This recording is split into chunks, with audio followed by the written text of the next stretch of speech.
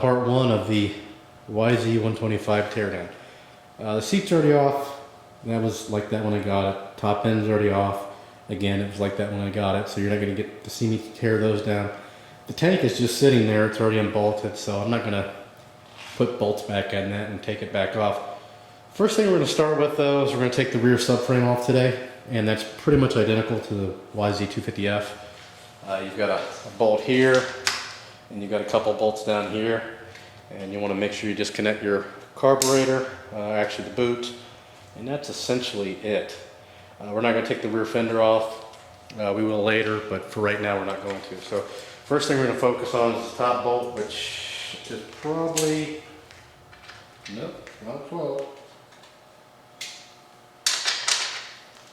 Not 13 either. Actually, that first one I grabbed was an 11. That is a 12. I don't have a 12 in this case here. So I'm going to go ahead and get that off, and then loosen up those 3 bolts. There's one, again, one at the top, and one on either side at the bottom there. We'll go ahead and take those off, and then I'll let you see me take the actual subframe off, so stay tuned.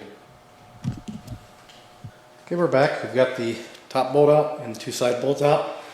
Phillips head unscrewed the clamp for the boot, and go ahead and wiggle this out. Now this one's a little bit different because I've got these guards on here. There we go. There you go. Actually even got the exhaust on there because the pipe's off too. So pretty easy. This will be our first time taking a look at the bike with partially disassembled.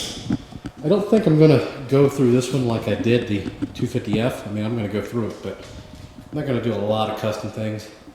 We'll check the shock. The bearings seem good. We'll double check those. There's the carb, and that's it. Rear subframe. Next thing we will take off. Really, our goal here today is to get that motor out. So we're going to have to take the rear subframe off, or the rear swing arm rather. And I don't really want to take that off right now, but we'll go ahead and do that. You've got one large center bolt here. Good idea to loosen up the wheel. Can take that off. I probably won't. Yeah, actually I don't think I'm going to. I'm just going to take the bolt out and then wiggle the motor, the bottom end of the motor out. The reason why I'm really anxious to get this motor out is because it's leaking all over the place. So luckily it's not on the floor, it's just contained to that stand, but I still want to get it out. So we're going to take the main bolt out of the rear swing arm, and we'll kind of let that dangle there. And then we've got a bolt here for the front of the motor, one down here, and I think that is it. And we should be able to pull that out. We'll take the tank off again, that's just sitting there, so we'll go ahead and get those bolts out, and stay tuned for the rest here. Okay, we're about ready to take the motor out. You will have to take off the chain. Luckily in this case, the chain is loose enough I don't have to take off the wheel. I'll show you how to do that. Pretty easy. Kind of bend it sideways. On the wheel. Boom. It's off. So that's it. Last thing to do. You need to, not the last, but one of the things you have to do is disconnect your box. And then we'll also have to take the clutch cable off on the other side, and we'll show you that. First, I'm going to get this bolt out. And I've already got the nut out.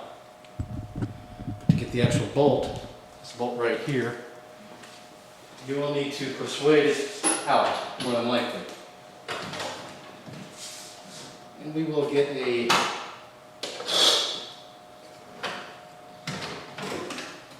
hammer.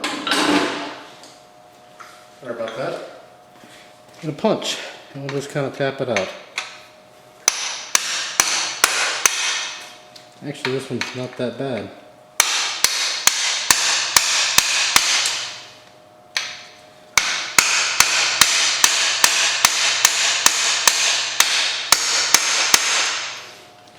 There you go. And we will have to take off the guard on the other side. That is one thing I had to do on this side, and I'll show you. Take you out of the tripod here. This works connection guard here is actually blocking the bolt right here. So, and that's just got two Allen heads, I believe. Yeah, they're holding it in. So I'll go ahead and take that off. And I'm not going to disconnect the shock yet. I don't want to take the rear swing off quite yet. So that bolt is almost all the way through, except for that guard. And as soon as I get that out, we'll come back. Okay, quickly before we disconnect the swing arm, it wasn't the guard, it was the brake pedal. And to get around that, just take the pin out. There's a little counter pin right there. Take that out, push the barrel through. That way you can disconnect the brake, take the spring off. Or you can whip it in. We'll have to take the spring off. Go ahead and take the spring off, or you can just push it down, push that bolt all the way through. See it right there. I don't know why I was thinking it was that frame guard, but regardless, we'll go ahead and get this bolt all the way out, so stay tuned. Okay, the brake lever is now out of the way, so we'll go ahead and tap this all the way through.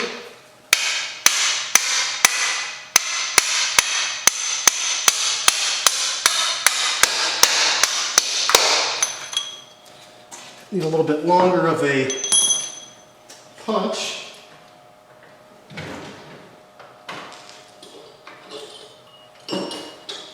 Or you can go with the smaller punch that'll go all the way through there. I could probably go on the other side and just pull it out. But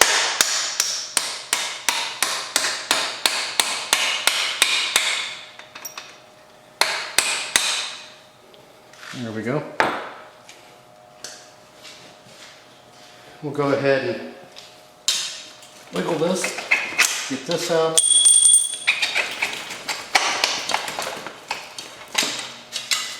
Get the bolt out, smaller part of my punch, and we should be pretty free here.